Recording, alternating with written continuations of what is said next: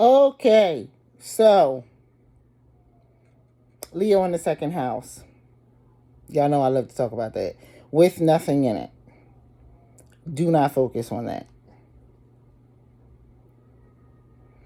Leo in the second house with nothing in it says, again, you have the secret sauce already. I know you have heard me say this so many times in videos. But what I have not said is the new stuff that I've just been coming across everywhere as I stay on this path to helping you. You got all the sauce. And anything that you came here that you feel like you want to work on, you can work on.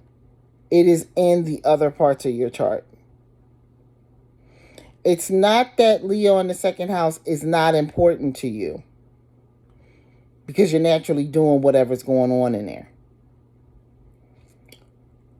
It is that I'm going to give myself as an example. I have an intercepted 6th and 12th house, Cancer rising. So Gemini doesn't get to speak in either the Sagittarius. They quiet. And they got planets sitting in them. Serious planets sitting in them. Saturn is sitting in Gemini in the 12th house. So imagine the rumblings I'm going through right now with Uranus sitting in there playing around with everybody. Some of the most horrific dreams I've ever had in my life, I've had within this past week. Uranus is waking things up. Shaking up the dander, if you will. Sagittarius in the 6th house with Neptune in there is waking me up to my daily processes and the things I actually need to be doing. Neptune is retrograde right now, so it's like it's going back to go, you paying attention? This is what you need to be doing. Do this. Right? It's stuff that I've never quite understood, didn't really pay it any mind, had ideas around it, applying it to other things in my chart. And the most recent part of what I have understood it to be now, this is a process, because you're going to always be coming into more knowledge. It's just like that. The recent thing I've begun to understand it to be, and I think this is a different take than even the people that I've heard stuff from recently, which have been parts of me talking to me. The next part of me that's talking to me is right here. I know I'm bringing in the other videos into this, but it applies. Is that the aspects of my chart make me straight up a mermaid, but quiet, fixed, not moving in the ocean, won't move. That's that Scorpio moon in me. The truth is I have a light language and a song to give to the world, but I also have, with my 10th house being in Aries, with a planet in there, my sun, telling me to get your face in the place and talk to the people. Go talk. That's that connection of that Leo second house energy. It's looking for your sun and telling you to radiate. Somewhere you have to put yourself out there in some kind of way. The 10th house is career, status. It's you putting your face in the place.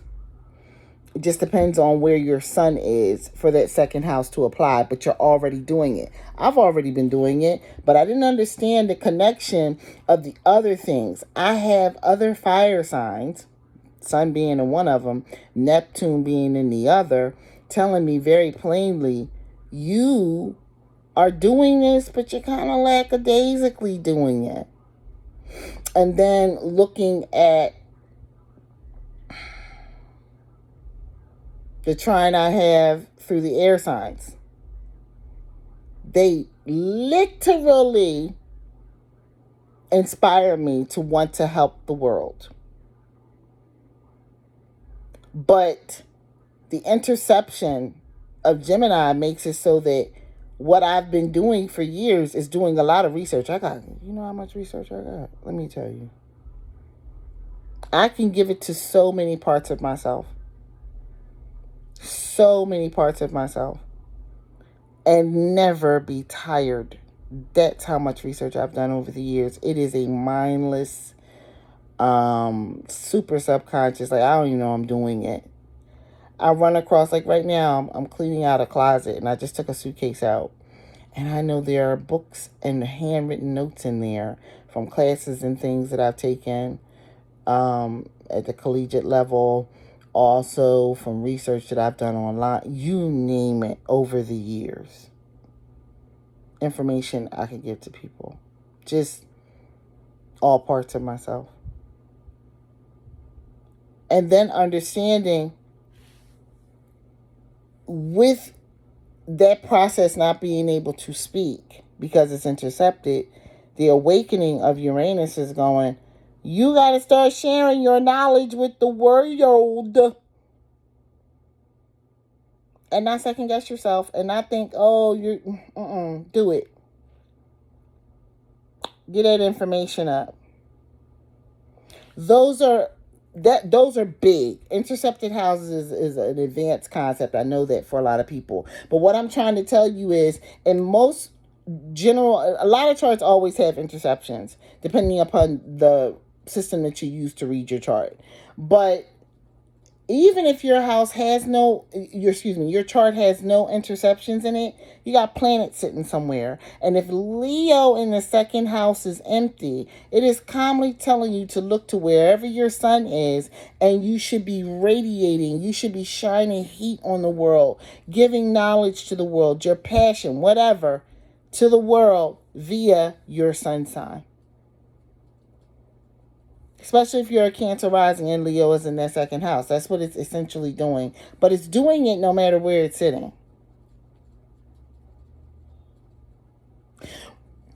We can get into different chart rulers, all that kind of stuff, because then the rising sign has obviously changed from Cancer to something else. But what I'm saying to you is that the most profound thing you can do for yourself as a person who has an empty second house of whatever sign is to look at the signs that have stuff in them. Take, for instance, being a person that has a stellium does not mean you have a superpower. It means you got a lot of stuff in there you got to get ready and go work out and figure out. There's some blind stuff that you're doing in there. Like if Jupiter is sitting next to Saturn in one of your houses, one is expanding something that Saturn is trying to get you to change in that house.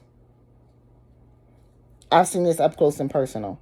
Saturn will be calmly telling you, specifically in the second house, okay, here comes all your money. Spend it, spend it. Let's see if you spend it again. Spend it all. Spend it on things that you don't need. Don't spend it on the things that you need to spend it on. Or only spend it on the things that you need to spend it on and save the rest. Never have any to spend on fun.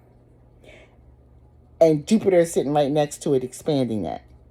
So Jupiter's even either making you a person that runs through your money like water and sugar, or a person that consistently pays the bills and saves but never has any fun. In either scenario, that ain't it. Where's the balance? Saturn is teaching you the lesson. With the water and sugar scenario, you need to do this a little better. Have some fun, but hey, back it up. Saturn is teaching the person who locks their money down and never has no fun. Hey, we need to go outside. Can we go outside? Can we go outside? Can you get a water ice today? That's you talking to you. Can we go get some water ice? No, we can't get water ice. I'm saving. Man, you got like 5G sitting in the account. Can we go get a water ice? Right? And you like, oh, I have that saved for a rainy day. Water ice and sugar is not needed. And okay. This is stuff that can be happening in your second house in particular. But again, if you have Leo in the second house with nothing in it, the lesson is coming somewhere else in your chart. Pay attention. Pay attention to people around you. You're going to learn a lot from them. If you happen to know their charts, if they're gracious enough to let you know their stuff. Because then you'll see it. But you don't have to wait for that.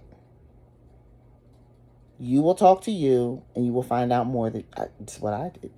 All of me is always talking to me and letting me know the juice, letting me know the sauce. And I'm telling me,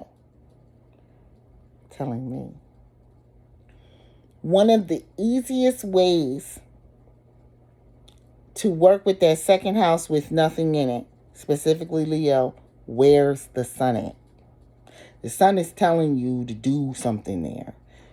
Look at the guardian rules of the house that the sun is landed in, so you can know. It can be from anywhere from. It can be in any sign, but if it's empty, it won't be in Leo, so it can be in one of the other 11 signs. Pay attention, my lovelies, and then put the put the layers of icing, so to speak, over where that sun is sitting at. So if it's sun sign in Capricorn in the 7th house at a Leo degree,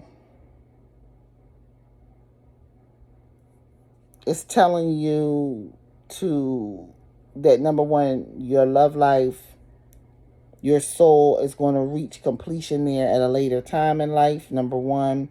Number two, it's going to be happening in a dramatic fashion. The person, and you're a dramatic person, and your person's going to love you with all your drama, honey. They're going to dig you at a high level. Please understand that's bringing in the partnership part of the 7th house.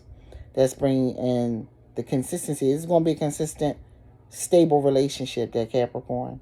And that 5th degree, you know what that's doing. That's bringing you drama. Understand. I'm really simplifying it, but it's there. Also understand that Venus is influencing you there. Understand that Saturn is influencing you there. And appreciate Leo with that 5th degree of your sun is influencing you there too. Okay? All that energy is sitting there. You are a very stable Capricorn. But you are here to learn how to work through partnerships. And if your North Node is there, you really here to learn how to work through partnerships. Your soul is going to feel so much better. Like, it's going to feel like someone has just given you the ooze that makes your body go, ah. Right? And then that Venusian Libran energy will come out of you too. And then that Leo energy at that 5th, it's all sitting there. And North Node, that means that Cancer is your South Node. You're bringing the skills of Cancer into what your destiny is bringing you to in that 7th house of Capricorn, Sun, and North Node. Be there. Put your hands in the dirt. Work with the crystals. There's so much there. There's so much there. Trust yourself. Ask questions in the bottom. I will get back to everyone with answers, most likely video answers. But ask questions, because I like to answer. It's something I do. This is my interpretation for you. Everybody, please enjoy the rest of your weekend. Peace.